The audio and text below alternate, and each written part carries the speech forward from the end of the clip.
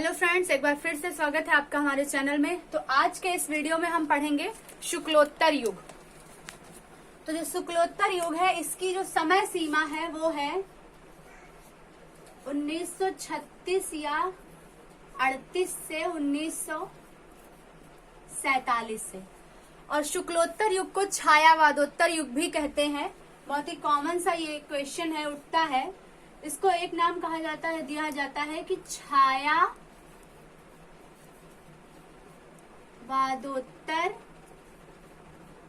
युग। इसे कुछ विद्वानों ने प्रगतिवाद युग भी कहा है। अब ये क्यों कहा है ये समझते हैं। प्रगतिवादी युग, प्रगतिवादी युग। तो जो ये प्रगतिवादी है, इसकी समय सीमा है प्रगतिवाद युग, प्रयोगवाद। तीनों समझ लेते हैं एक एक करके। प्रयोगवाद और फिर नई कविता।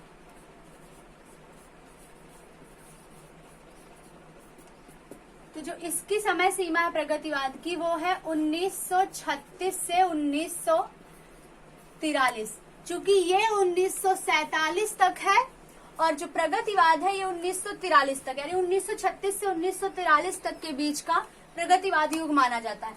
इसीलिए जो है इसको प्रगतिवाद युग भी कहते हैं कुछ विद्वान। लेकिन इसकी समय सीमा सिर्फ 1943 तक है। और जो प्रयोगवाद है वो है 1943 से 1959 तक।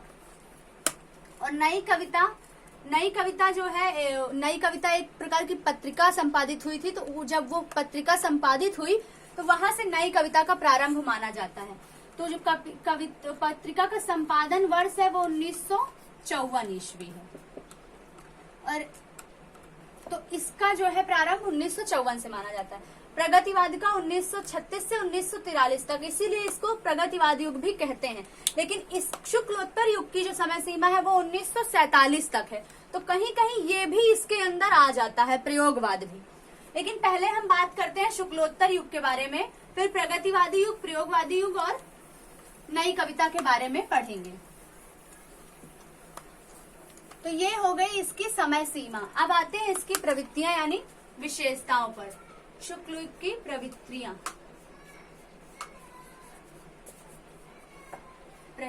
यानी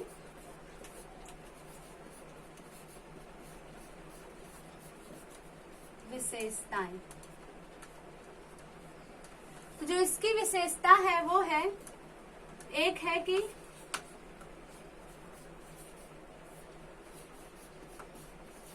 मानव जीवन में यथार्थवादी चित्रण। शुक्लोत्तर युग की विशेषता और प्रगतिवाद युग की विशेषताएं लगभग सेम है, यानी यथार्थवादी चित्रण प्रगतिवाद की भी विशेषता है। और दूसरा है इसमें शोषकों के प्रति घृणा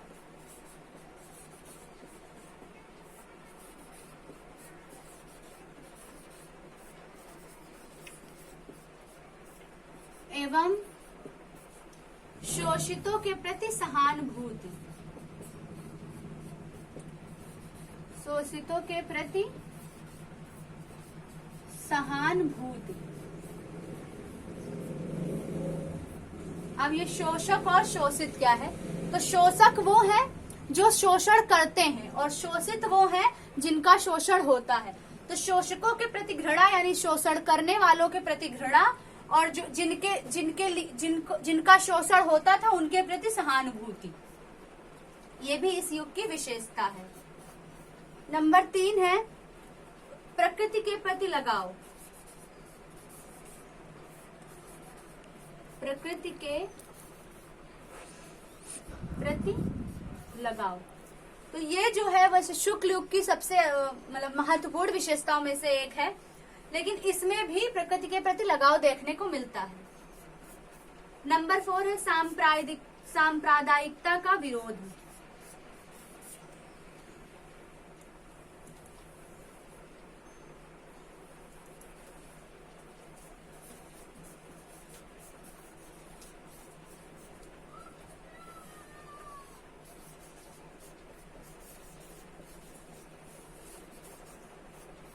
तो ये हो गई शुक्लोत्तर युग की कुछ विशेषताएं, यानी यथार्थवादी चित्रण, शोषकों के प्रति घृणा एवं शोषितों के प्रति लगाव, सहानुभूति और प्रकृति के प्रति लगाव, सांप्रदायिकता का विरोध, ये हो गई इसकी विशेषताएं। अब जैसे कि शुक्ल युग में हमने कुछ प्रमुख घटनाएं पढ़ी थी कि शुक्ल युग से की कुछ प्रमुख घटनाएं हैं, वैसे शुक्लोत्तर युग में भी कुछ घटनाएं हुई हैं। यानी चूंकि स्वतंत्रता के लिए सभी लड़ाई कर रहे थे, अपना लड़ाई चल रही थी अंग्रेजों के विरुद्ध अब स्वतंत्र होने के लिए, तो जो कदम उठाए गए थे वो शुक्लोत्तर युग में आते हैं। तो उसमें है प्रमुख घटनाएं जो हैं,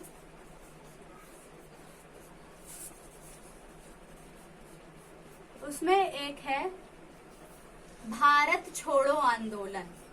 महात्मा गांधी ने जो किया था, भारत छोड़ो आंदोलन, जो कि कब हुआ था? भारत छोड़ो आंदोलन 1942 ईस्वी में।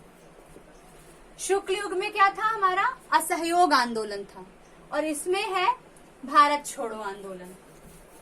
फिर है एक क्रिप्स मिशन,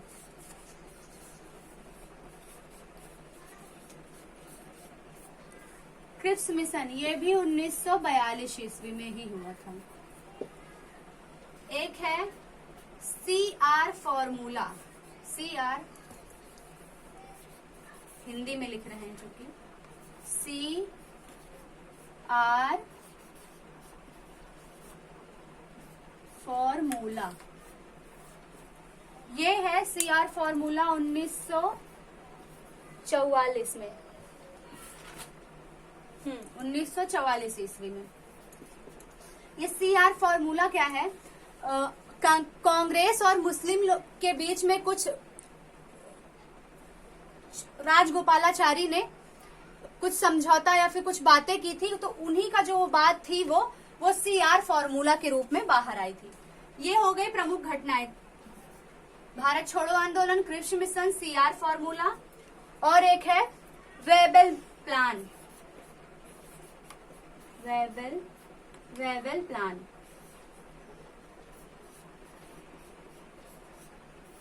जो कि था सन 1945 ईस्वी में। तो ये प्रमुख घटनाएं जो हैं शुक्लोत्तर युग में ही हुई थी। यानी भारत छोड़ो आंदोलन किस युग की घटना है? तो शुक्लोत्तर युग की। अब बात करते हैं इसके लेखक की। तो जो शुक्लोत्तर युग के लेखक हैं उनको दो भागों में बांटा गया, यानी प्रथम पीढ़ी के लेखक और द्वितीय पीढ़ी के लेखक, दो भागों में है इसके लेखक शुक्लोत्तर युग के। तो पहला है प्रथम पीढ़ी के लेखक,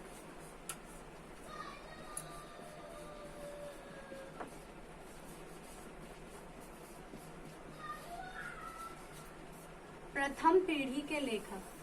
तो जो प्रथम पीढ़ी के लेखक हैं इसमें वो लोग हैं जो स्वतंत्रता प्राप्ति से पूर्व से रचनाएं करते आ रहे हैं और स्वतंत्रता प्राप्ति के बाद तक अपनी रचना करते रहे हैं, तो वो आएंगे प्रथम पीढ़ी के लेखक में।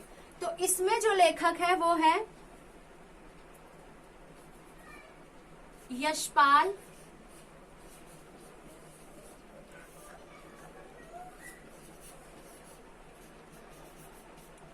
उपेंद्रनाथ,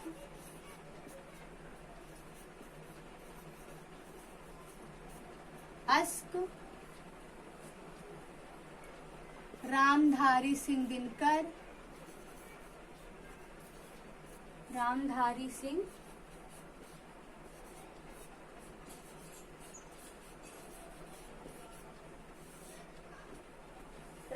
सिंह दिनकर, और भी हैं जैसे कि हजारी प्रसाद द्विवेदी, भगवती चरण वर्मा, सच्चिदानंद हीरानंद वात्स्यायन, जिनको अज्ञेय कहा जाता है।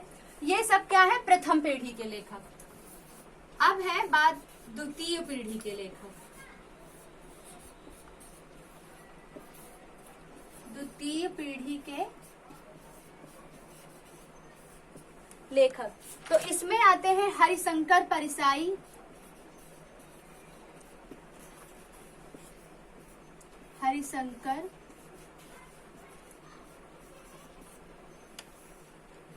हरिशंकर परसाई, विश्वनाथ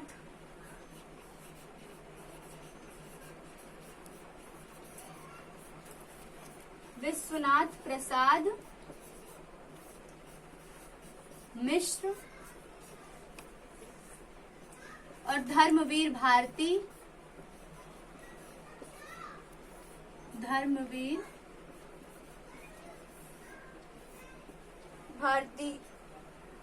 फणीश्वर नाथ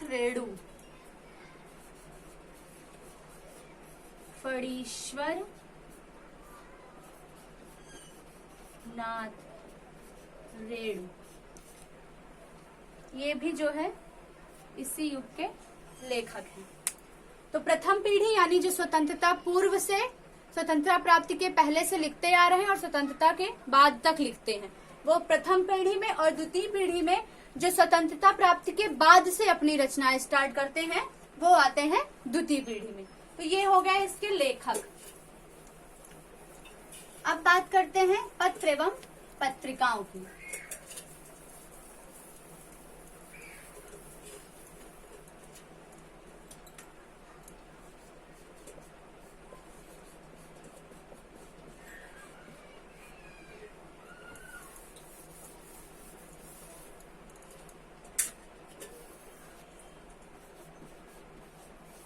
संपादक और स्थान, इसमें वर्ष जो है नहीं मिले हैं, मतलब वर्ष मुझे किताबों में नहीं मिला देखने को, इसलिए मैं वर्ष इसमें नहीं लिख रही हूँ क्योंकि गलत ना हो, जितना पता है बस उतना पढ़ना। तो ये हो गई पत्र पत्रिका और संपादक और उसका स्थान। तो जो पहली पत्रिका है वो है प्रतीक। इसके संपादक कौन है? सच्चिदानंद हीरानंद वात्स्यायन अज्ञेय, जिनका मैं छोटा सा नाम लिख रही हूँ बस। सच्चिदानंद हीरानंद वात्स्यायन अज्ञेय। वात्स्यायन ध्यान दीजिए कैसे लिखा जाएगा, वात्स्यायन, ये है, ऐसे लिखना है वात्स्यायन। ये गलती मत कीजिएगा, वात्स्यान ऐसे लिख देते कुछ लोग, एक या गायब कर देते हैं, तो ये ध्यान दीजिएगा। तो पूरा नाम लिखना आप सच्चिदानंद हीरानंद वात्स्यायन अज्ञेय, और स्थान जो है यानी संपादन का वो है दिल्ली। फिर एक है कादम्बिनी, राजेंद्र अवस्थी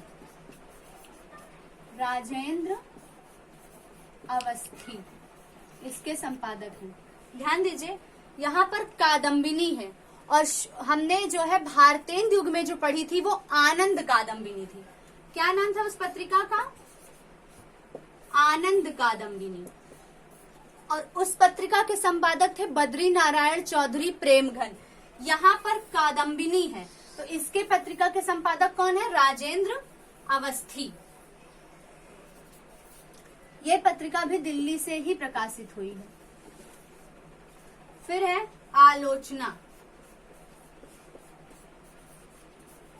आलोचना। इसके हैं डॉक्टर नामवर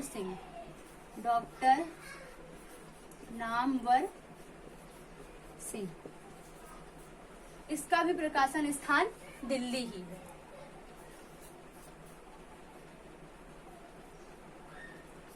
चौथी है हिंदी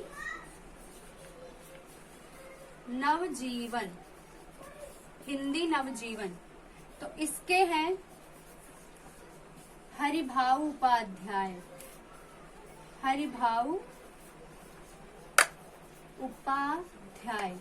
कहाँ से किए?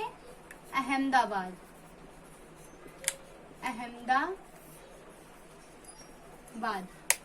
हिंदी नवजीवन का संपादन शुक्ल युग में महात्मा गांधी ने किया था। अहमदाबाद से ही उन्होंने किया था, मतलब से भी उन्होंने किया था, और शुक्ल युग में हरिभाऊ उपाध्याय ने किया, इन्होंने भी अहमदाबाद से ही किया था। तो अगर ये पूछे कि हिंदी नवजीवन पत्रिका के संपादक कौन है जिसका संपादन शुक्लोत्तर युग में हुआ है, तो आपका आंसर होना चाहिए हरिभाऊ उपाध्याय। अगर युग में शुक्ल युग दिया है तो वहां पर महात्मा गांधी, और प्रकाशन स्थान तो अहमदाबाद दोनों लोगों का है। हाँ, महात्मा गांधी ने 1921 में किया था, यहाँ पर सन हमें ज्ञात नहीं है। और पत्रिका है कुछ, वो है नवयुवक, सिर्फ युवक, नवयुवक नहीं सिर्फ युवक, युवक। और किसान मित्र,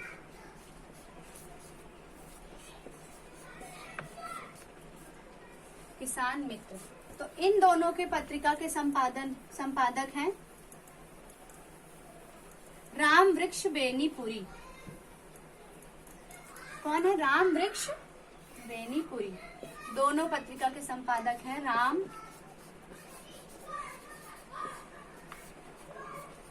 वृक्ष बेनीपुरी। और इन्होंने किया कहाँ से है? जो स्थान है वो है इनका पटना, यानी पटना से संपादन किया। और सबसे प्रसिद्ध पत्रिका इस युग की जो है वो है धर्मयुग, जिसके संपादक रहे धर्मवीर भारती। धर्मवीर भारती। और स्थान था इनका मुंबई, महाराष्ट्र। मुंबई महाराष्ट्र से किए थे। धर्मयुग, धर्मवीर भारती। इसका स्थान आप याद कर सकते हैं। भारती जो फेमस कॉमेडी करती हैं भारती, तो उनके कॉमेडी शोज मुंबई में ही होते हैं, तो आप ऐसे याद कर सकते हैं। धर्मवीर भारती जो है धर्मयुग पत्रिका का संपादन कहाँ से किए थे? मुंबई से। तो ये हो गई कुछ इनकी पत्र पत्रिकाएं। तो शुक्लोत्तर युग की समय सीमा 1936 या 1938 से 1947 तक।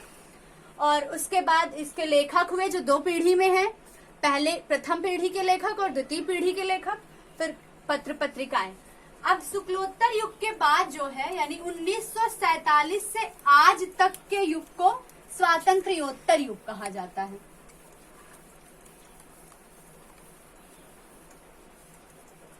इसके बाद 1947 से अद्यावधि या फिर आज तक, इस समय सीमा को कहा जाता है स्वातंत्र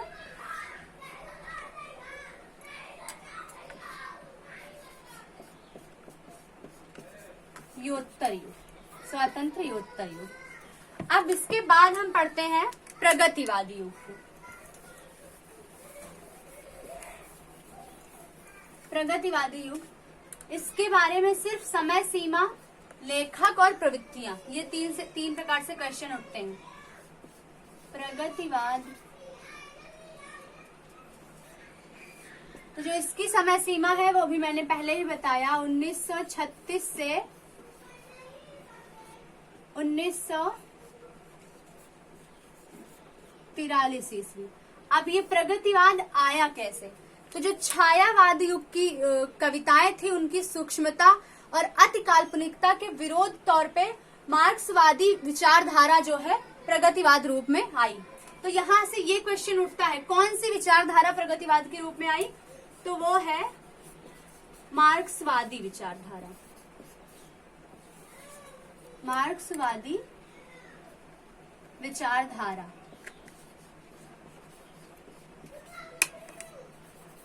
ये चीज आप ध्यान देंगे, मार्क्सवादी विचारधारा। अब है इसकी प्रवृत्तियां। जैसे मैंने कहा था शुक्लोत्तर युग और प्रगतिवादी युग की विशेषताएं मिलती हैं, तो इस युग की जो प्रमुख प्रवृत्तियां हैं वो मेन रूप से, मतलब मुख्य जो है वो 2 ही हैं। पहली है यथार्थवादी चित्रण। यथार्थवादी चित्रण। और दूसरा है वही शोषकों के प्रति घृणा, पूरा लिखिएगा आप, और शोषितों के प्रति सहानुभूति। शोषितों के प्रति घृणा और शोषितों के प्रति सहानुभूति, ये मुख्य रूप से दो विशेषताएं हैं। यथार्थवादी चित्रण, शोषकों के प्रति घृणा एवं शोषितों के प्रति सहानुभूति। अब बात करते हैं इसके जो लेखक हैं यानी रचनाकार इस युग के। तो इसके रचनाकार में आते हैं भगवती चरण वर्मा, भगवती चरण वर्मा, रामधारी सिंह दिनकर,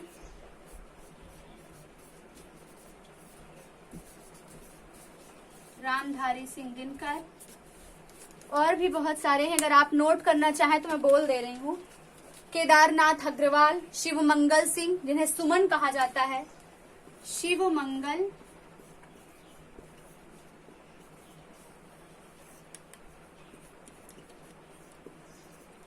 सिंह सुमन, शिवमंगल सिंह सुमन, रामविलास शर्मा और रांगे राघव नरेंद्र शर्मा, रामेश्वर शुक्ल। इनका जो है इनको अंचल कहा जाता है, ये क्वेश्चन में आ सकता है, रामेश्वर शुक्ल।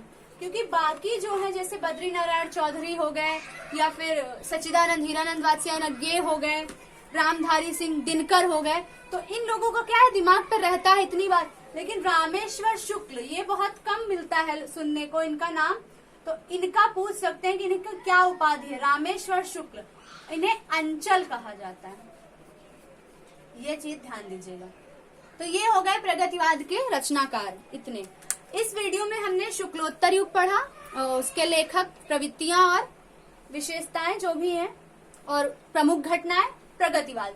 अब इसके बाद वाले वीडियो में हम प्रयोगवाद और नई कविता कवर करेंगे। तो आप तब तक के लिए पढ़ते रहिए, हंसते रहिए और हाँ सबसे इम्पोर्टेंट कोरोना से बचते रहिए।